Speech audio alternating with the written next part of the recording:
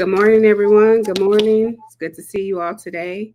I'm here Hello. with the incomparable Joquina Reed, and we are going to be talking about activating your activism. Um, for folks who don't know you, Kina, tell us all about who you are, the work you do in the world, and we'll get started. Hi. So glad to be here on your very official streaming thingy with Jiggy. ah, my name is Joaquina Reed. Um, and I am someone who has a deep purpose in making sure that Black folks across the African diaspora receive reparations. And part of that deep purpose is also giving people the tools to divest from whiteness and to eliminate anti Blackness in their everyday life. And I do this in a lot of ways. I do this via content creation, but I also do this through my business, which is JB Consulting LLC. Because I don't think any of us have really understood what it means to share humanity on this planet. And I definitely know that people of African descent don't even haven't even had the experience of being considered human. And so I do work collaboratively um, in the spirit of our shared ancestors, cultural ancestors, to make the world a better place. Well, that was cute. I'm also a sexy Sagittarius, so that part. Okay, we're really keeping it real and be a whole human. So we said all that and only to end with sexy Sagittarius. Sexy That's Sagittarius. the only thing you should walk away and remember today. Sagittarius. All right then. No, I'm just kidding.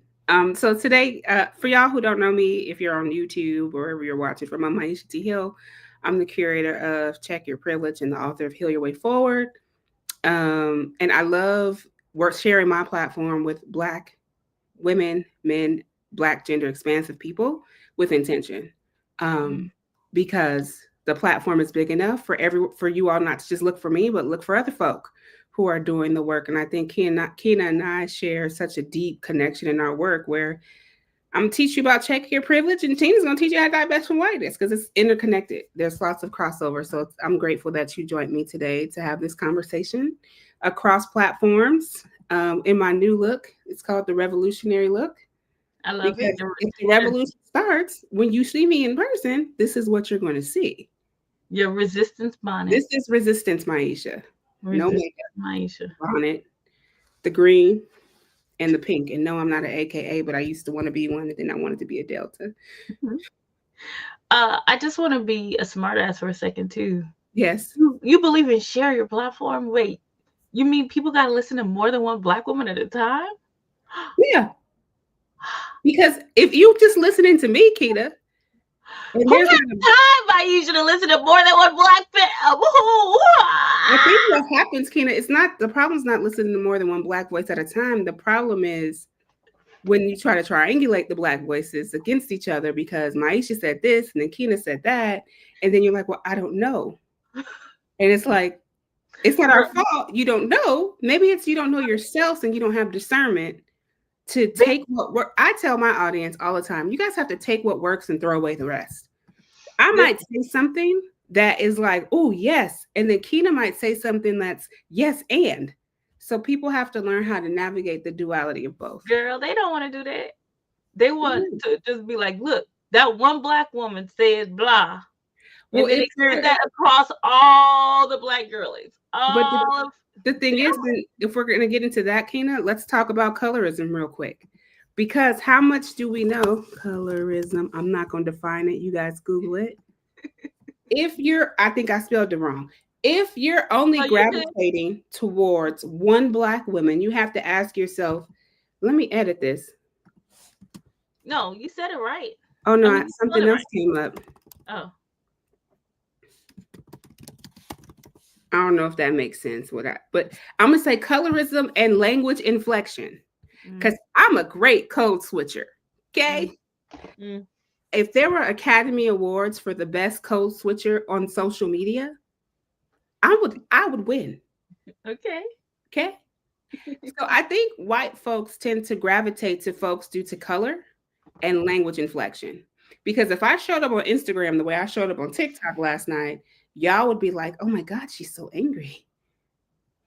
Mm, You know what I mean? I think they gravitate towards us because of our message, colorism, how the shades of blackness, and the way that we use language. Because my mom actually says to me sometimes, "I need you to stop using your teacher voice, and I need you to use your Maisha voice." hmm I don't know. What do you think? I think there's a lot of things that happen when you live in an anti-black society and you're taught that black people are a monolith, right? Like we're all the same, right? And so it's hard for people to differentiate, right? I also think to your point about colorism, texturism, because there's a lot of isms that go with that. People have coded that if you talk this way, if your skin is this shade, if your hair is like this, then the degrees in which people have proximity to whiteness impacts how people are able to receive black folk, right? So if you're lighter skin, right, you have proximity to whiteness. If you talk like this, proximity to whiteness. If you wear your hair straight, proximity to whiteness, right? And so white body folks, people who are racialized as white, tend to feel more comforted by that in a lot, depending on who they are and where they are in their racial development journey, right? I think just to add a dice of spiciness here, this is also why non-black people are the global majority, right? Like you can say something, but let's say a fair-skinned South, East Asian person says it, and that can fly with a lot of people because that seems more approachable, something that they can understand a little differently, right? People have a hard time, and this is a terrible example, and I'm going to stop right here. Some people could drink their coffee black, girl, nothing added to it. And some people like, no, people like me, right? I need additives. And so I think there's a lot of barriers and a lot of bias that still exists today, even in justice oriented spaces. You're on mute, sis. You're on mute. It's like when I'm on Zoom, I'm always on mute. They be like, "Maisha," and I'll be like, "What?" Exactly. We don't talk about justice and bias. We don't talk about this enough. I Mhm. think, one of the things I noticed in my work is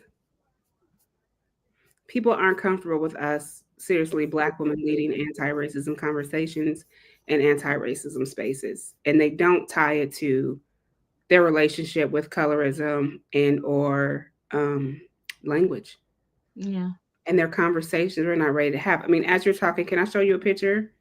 sure. So right here, this is my great great great great great great great grand, right? If Mm-hmm. she was leading Check Your Privilege today, do you know how many millions of followers she'd have? Oh, But people yeah. don't understand this woman right here. She's what they call a mulatto. Yeah. No, the racial ambiguity alone would be enough to get her all the clicks. She would have all the clicks today, Mm-hmm. but she probably has the clicks through me. Hey, Grant, I see you. Okay, I wanted to share that though in relation to what we're talking about around colorism. I mean, we don't think about that. There are people who don't follow darker skinned Black folk in this work because of colorism. You know what I'm saying? And we have someone on Instagram who says that they gravitate towards me because I'm lighter and the way I talk, it makes them feel safe.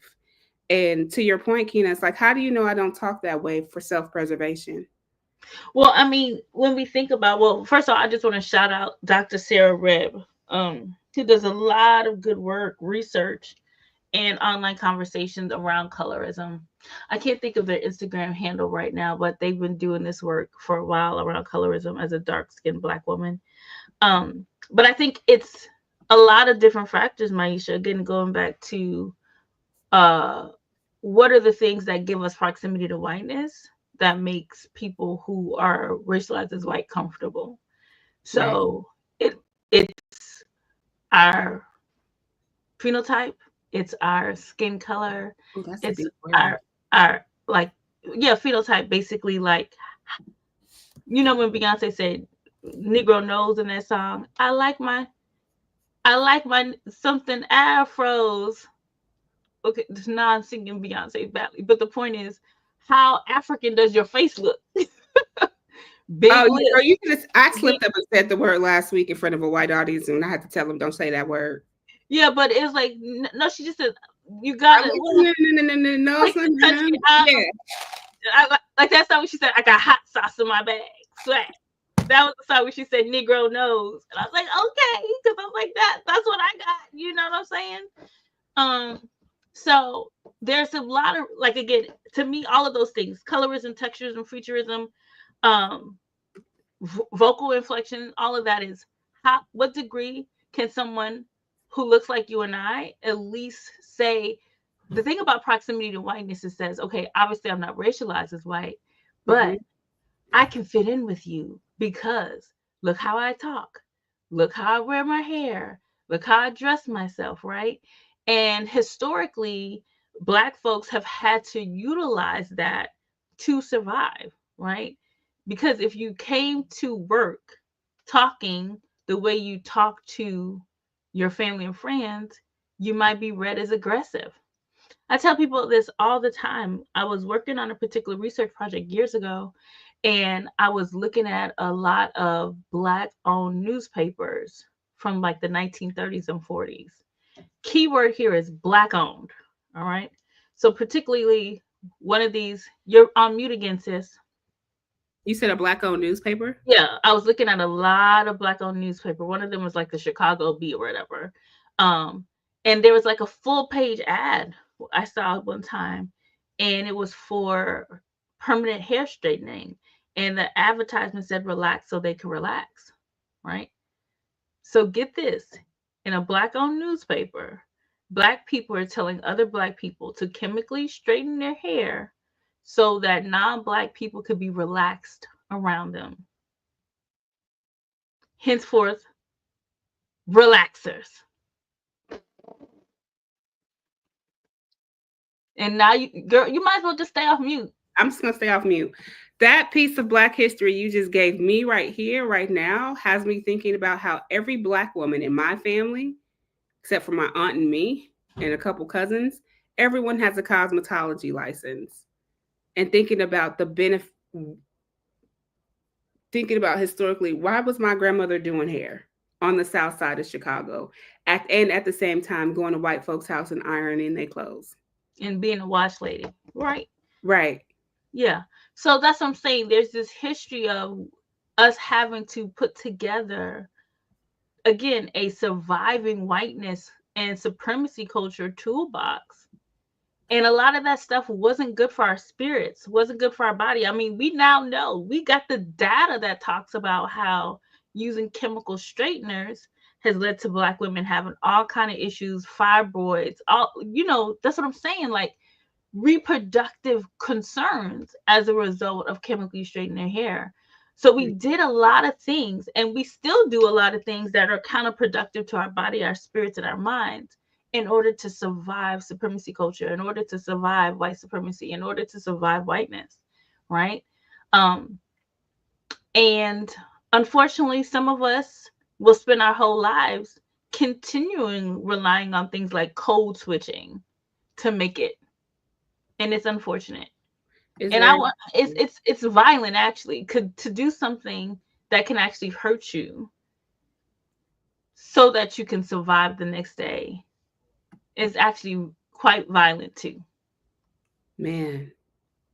Well, I just want to say thank you for that history lesson. And I really know that this look is an act of resistance. Okay. Yeah, but also, Maisha, I do want people to know that if you are in the African diaspora, and depending on where you're located, living your Black life, almost anything Black people do is an act of resistance, right? Parenting, loving, dancing in the street. Because Toni Morrison said this. There's a great 60-minute video that I just started watching it. I'm watching it in bits and pieces. But she said, we're magic because we're still here. Mm, And I mm. want people who are not black. So that includes our brethren who are people of the global majority, right? Like, I want people to really understand the active genocidal projects with an S, right? Not one, with an S, all right? That have existed since modernity to Mm. take us out. So the fact that black people still exist, right, proves just how magic we are, right? Oh, You're not supposed to be an active parent. You're not, you see what I'm saying? Like, all of those things is truly an act of resistance. It truly is.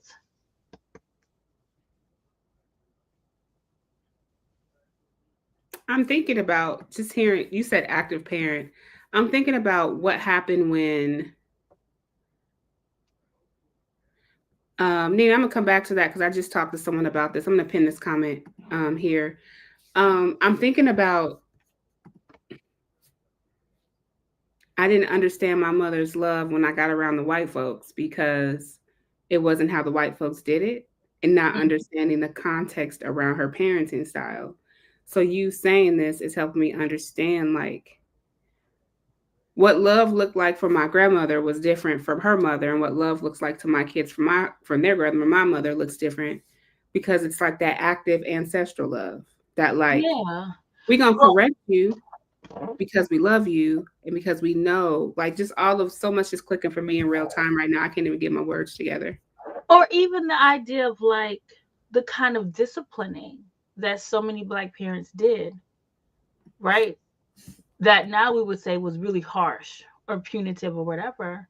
But it was like, no, I got to get you right at home, because if you act like this or do this in the public, you might get arrested. You You might might get get beat. killed. You might get killed, right? You've got generations of black mothers who've never given their softness to their daughters. Not because they don't love their daughters, but they were like, I have to prepare her for what it means to be a black woman in this society, right? And that means I need to make her hard. I need to get her rough. I need to get her tough, right? Because the society is not going to be gracious to her at all, right? Because, you see this, like, I've seen a couple of these things like on social media where it's like black women talking about that, like that, feeling like their moms weren't their cheerleaders. And I'm never going to be the person to dismiss somebody's lived experience, of course. Mhm. But in a historical like setting, I understand why black parents, particularly black moms of black daughters, were like, look, I got to prepare you for what's next. Right. Which is also why I love seeing alpha black girls, because their moms are giving them that softness, and it's just so healing to see. These black girls are like on the internet, like, look at me doing skincare, right? So, Yeah. anyway, I tell people there's so much intergenerational violence that people in the diaspora have to respond to and never have had the chance to, because Exactly. every generation there's another collective hit, right? And I, rem- so, I we were talking yesterday, and I'm sorry to cut you off. This one thing that I want to bring into today's conversation is I remember yesterday you were saying we were talking about healing and like the generations.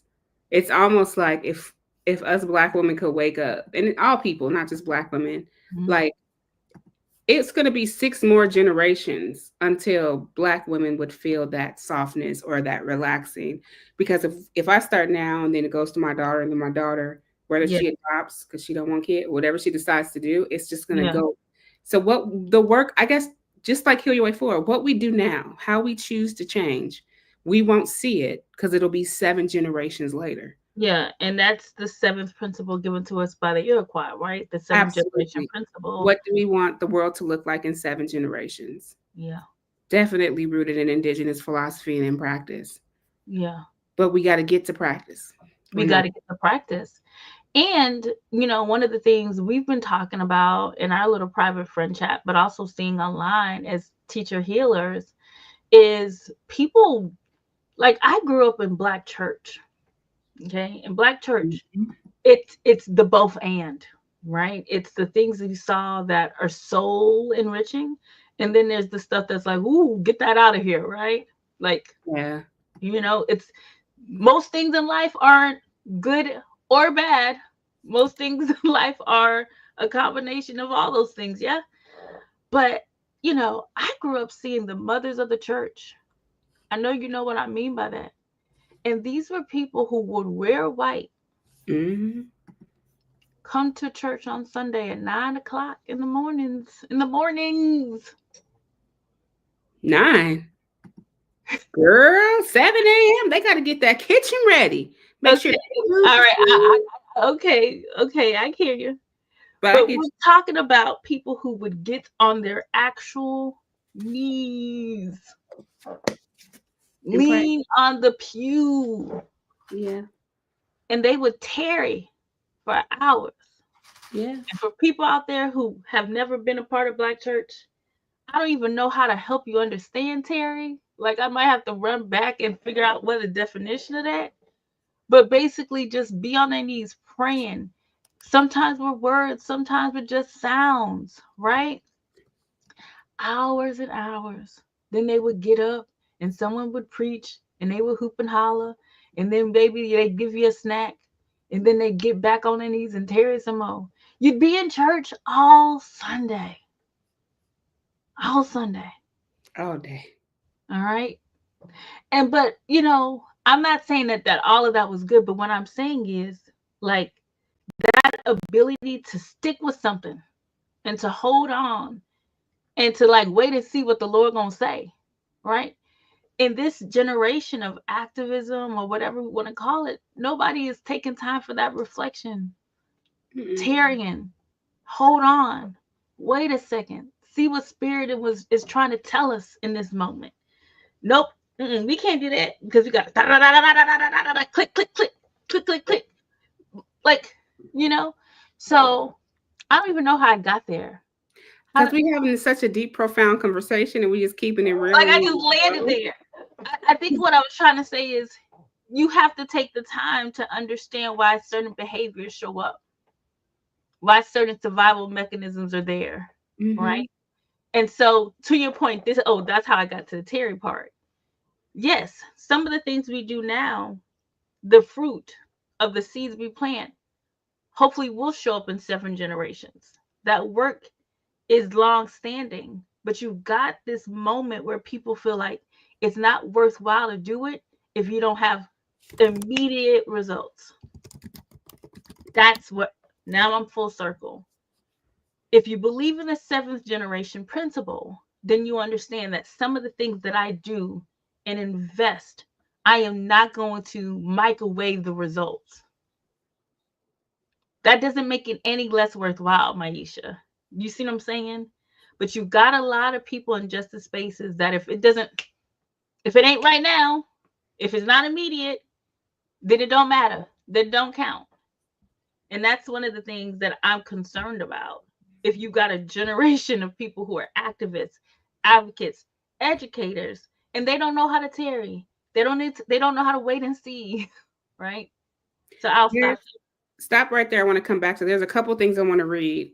So one of them says, from a black woman on IG, my mom gave me too much softness. It took me becoming an adult for me to see that the world hates my existence, and I wasn't prepared when I left my little town. Oh, And wow. that, for me, that feels like what I've been thinking about, noticing that my childhood was amazing until I moved to California, because I knew that black was everything.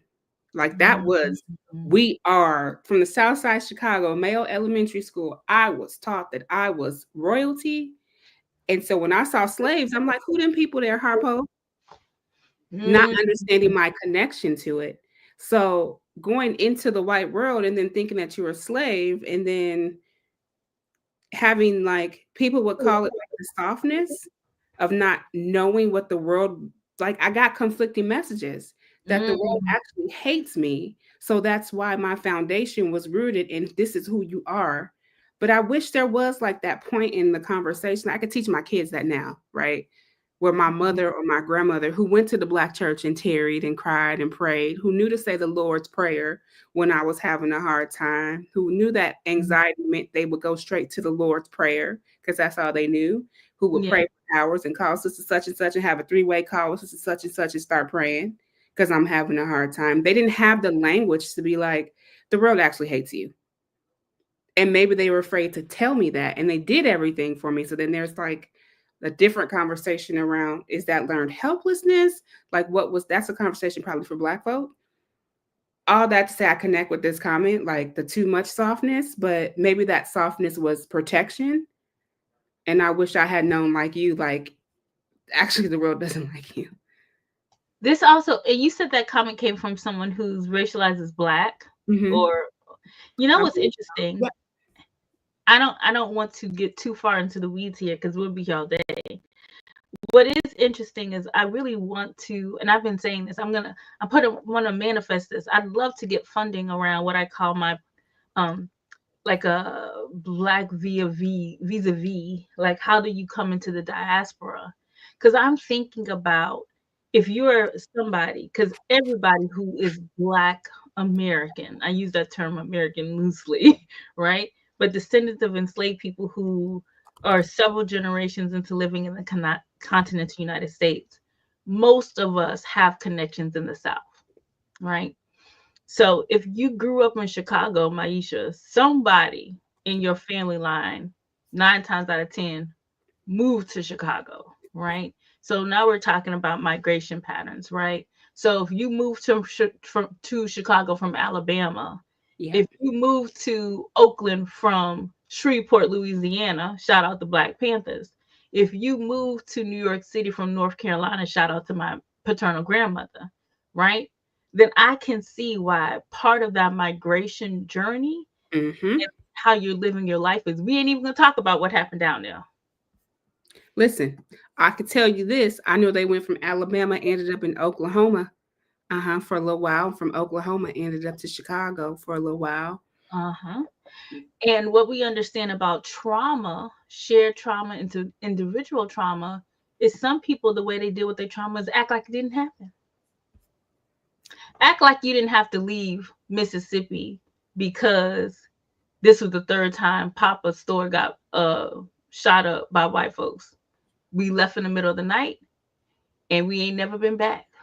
Do you get what I'm saying? So I can understand to a certain extent that the people who left, who fled the South, because that's what that was, a fleeing. All right, that was what the Great Migration, when people fled Jim Crow South. Okay, Can we that just call it genocide, Jim Crow South? Can we first of just all, we call could just call it all genocide. it's all genocide? I think I'm having a visceral reaction. I'm gonna hold this with you.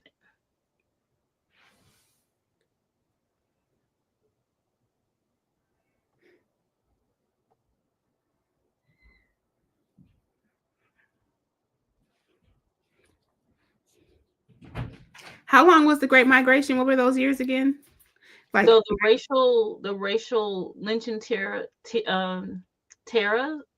the racial lynching terrorism got really, really picked up a lot of steam starting around the 1840s, and it went like really into like the 60s, 1930s for sure. I 19. forget what the peak year was, but there Yeah. was a year where it was like highest amount. But yeah, it was an ongoing thing where people flee the South to avoid being murdered.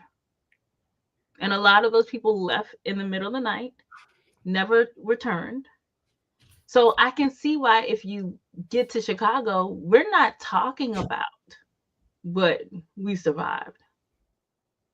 Like,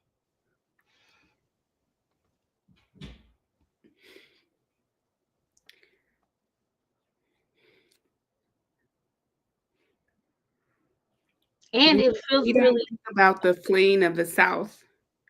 We're yeah, not that far removed from it. no, no, no, we're not. My You have that to think same about two generations, like your mom and then your grandparent. And your grandparent had to leave the South. Because We're the not middle of the even that you far mean left the South because of a lynching? yeah. But if we're talking about, again, going back to what we said, Maisha, about 7 generations in, we're not even 7 generations past enslavement, sis. Right. Right. People talk about enslavement, chattel slavery, like it was so long ago.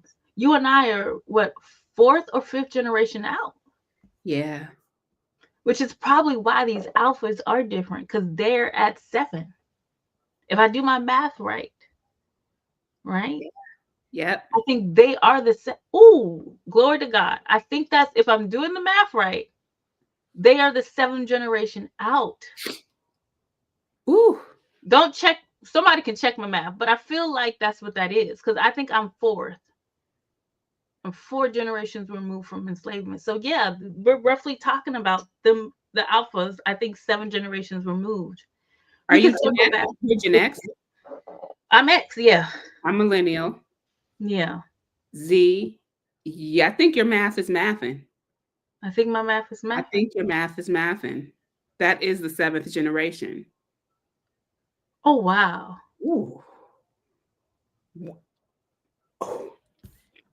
that would We explain this is so gonna be an much. offline conversation. It is. That would explain so much about them, right? Because I remember me and you talk about there's a couple comments here I want to read, but we'll talk.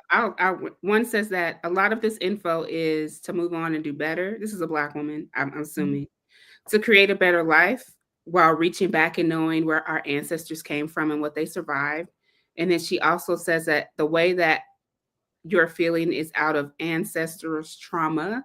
And I want to say, yes, there is a deep, I call it ancestral remembrance. You can call it Mhm. trauma, Mhm. but when not just it is trauma because the visceral reaction is actually the ancestors' blood that's in my DNA that Mhm. feels to respond to it. Not everybody wants to cry when they think about how your grandfather doesn't matter. I That's a mean, it does remembrance matter, that you carry. but it does matter. So the whole I'm not trying to say like you're telling me like to get over it or to stop crying, but I emote on this platform. So when I feel it, and I'm not gonna push it down because you know what I'm saying. I'm not gonna push it down. I'm gonna feel it in real time. I think that goes to talking about. I can to bridge that into Black mental health. How many times do we grow up here and suck it up? Don't cry. You're too strong for that. You're too strong to let people see you cry. I'm not. I refuse to carry that burden of Right? being too strong to not voice my opinion or wear a bonnet on a live or cry. And I don't think that's what you're saying, but there's a bridge that my brain could easily go to of like, oh, are you telling me to fix my face? Like there's so much there, Kina.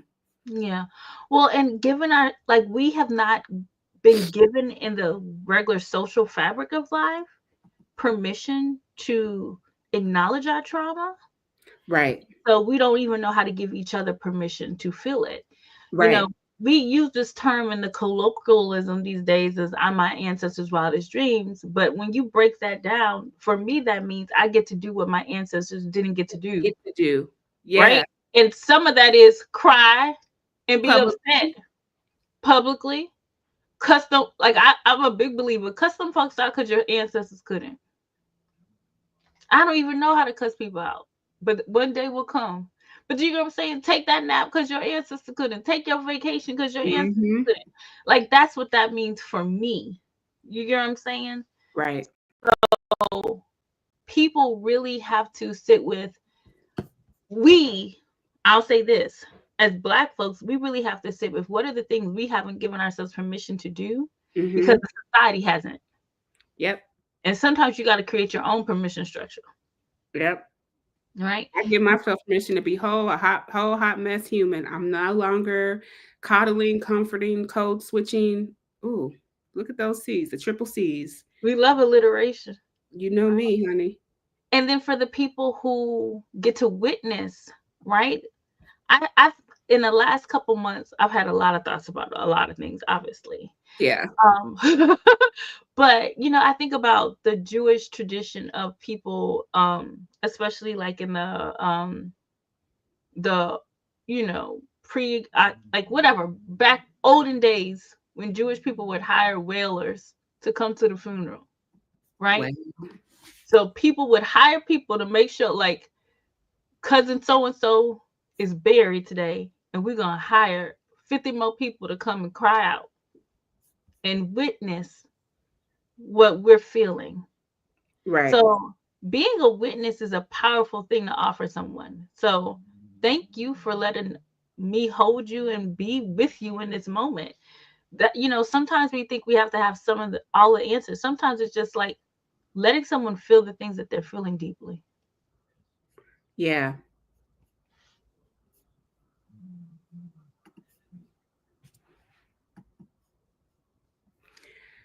I think that I'm often saying you got to feel it to heal it, you know. And speaking of Jewish, I want to bring this up before we I have to you got to go, but we'll come back. We'll bring you on again. As a woman had shared, Nina on Instagram said, I'm a white Jewish woman from New York raised by black women, live-in childcare workers. So my parents worked in hospitals and my caretakers had so much to offer. As a Jew, we straightened our hair together. So that's one thing that I don't have consent, but one thing a friend shared, something, a similar story about being reared by black women while their Jewish family members had to work, and how hair straightening, even for Jewish folk, was Mm. to assimilate. And I'm not Jewish and I'm not here to speak on nobody's lived experience, but I just think it's really interesting the overlap in what some of us have to do for survival. Well, especially if we're talking about groups of people, and Jewish people in the United States were one of those groups that got assimilated into whiteness, right? There were Yeah. lots of people who got to the United States and they were not white folk, but had to become white folk to Yep. survive. Jewish people. I'll get on this platform all day on this one right here. Irish people, the Polish people, Italian people. Them people ain't come here white, Mm-mm. They never came here white. right? There's only basically two groups of people who came here white. Basically, that they were white when they got here. But other groups of people got folded into that thing. And then once they got up in that thing, they got up in that thing. Yeah, but I tell They you one thing about a certain culture that I ain't gonna say publicly, so we'll talk offline. Um, Nina, thank you for telling us that part of your story and connecting your lived experience to the Black lived experience. Kina, we got to have you back. We might have to do this weekly.